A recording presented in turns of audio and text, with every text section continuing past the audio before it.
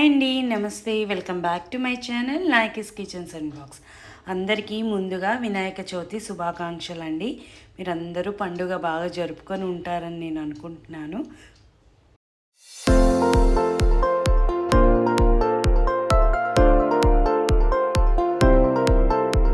Please like, share and subscribe to Nayaki's kitchen for more videos.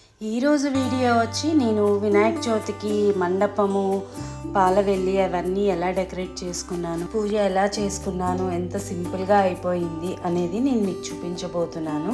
So ఈ వీడియోని మాత్రం తప్పకుండా సేవ్ చేసుకోండి, ఎప్పుడన్నా ఫ్యూచర్లో మీకు ఉపయోగపడవచ్చు.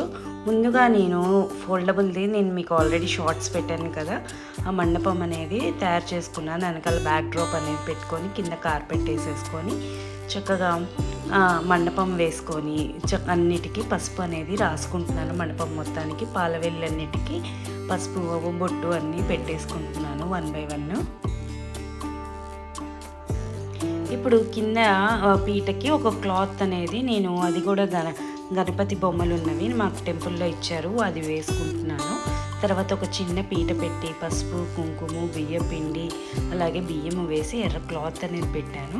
ఇప్పుడు అరటి పిలకలు అనేది వెనక్కి కట్టేసుకున్నాను. ఇప్పుడు ఒక పూల దండలు ఉన్నాయి కదండి, అవి కూడా పైన టై చేసేసి 1 by 1 అలా రోల్ చేసుకుంటూ చూపించిన విధంగా మొత్తము ముందుగా కట్టేసుకున్నాను అనమాట. అటు ఇటు కట్టుకొని మధ్యలో అలా వేలాడి తీసుకున్నాను.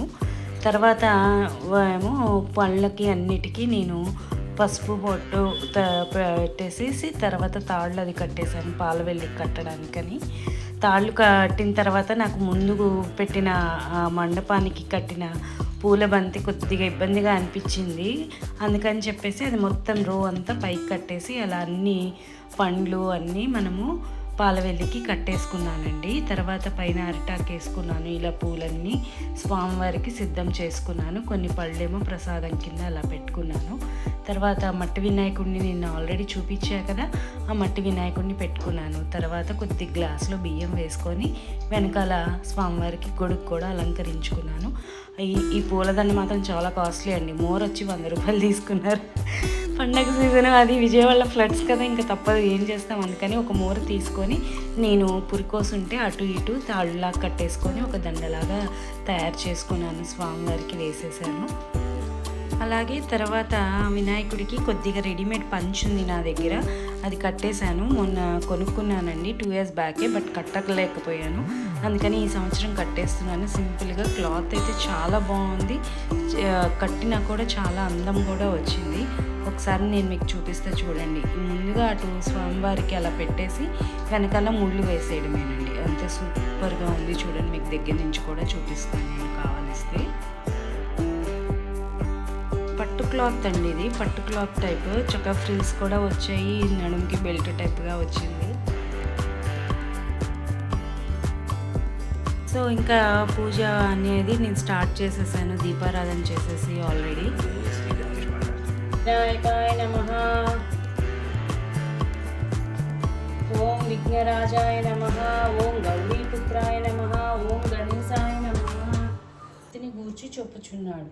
పూర్వం గజారూపం ఏనుగు రూపం గల రాక్షసుడు శివుణ్ణి గూర్చి ఘోరంగా తపస్సు చేశాడు.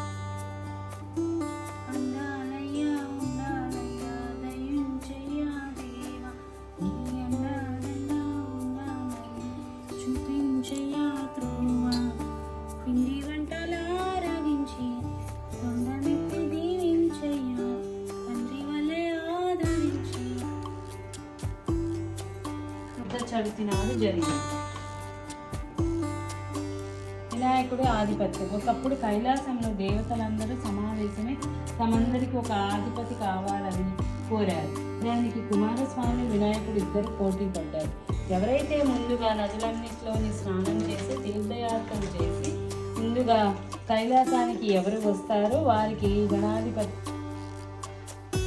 సో మాకు పాలవెల్లి అనేది అలవాటండి, అందుకని శాస్త్రోక్తంగా నేను ఎప్పుడు ప్రతి ఇలా పాలవెల్లి కట్టుకొనే చేసుకుంటాను. అన్ని పండ్లు అన్నీ కడతాను. అలాగే పత్రి పూజ, కథ, అష్టోత్తరము అన్నీ పూజ అనేది కార్యక్రమం అనేది ముగించేసుకున్నాను, చదివేసుకొని చాలా శ్రద్ధగా హాయిగా చేసుకున్నానండి, ఏ హడావిడి లేకుండా. ఒక పక్క డెకరేషన్ చేసుకుంటూనే ఒక పక్క నేను వంట కూడా పూర్తి చేసేసుకున్నాను. అలాగే పిల్లల పుస్తకాలకి ఓం కానీ శ్రీ కానీ పసుపుతో రాయండి, చాలా మంచిది. సో మేము ప్రతి సంవత్సరం అలాగే చేస్తాము. ఈసారి ఆవు పెట్టిన పులిహార, పాయసము, కుడుములు, స్వామివారికి మోదకాలు ఇలా అన్నీ చేశానండి. సో నేను మీకు ఆల్రెడీ పోస్ట్ చేశాను కదా, అవి వాటిల్లో కొన్ని చేశాను వేరే మోడల్లో.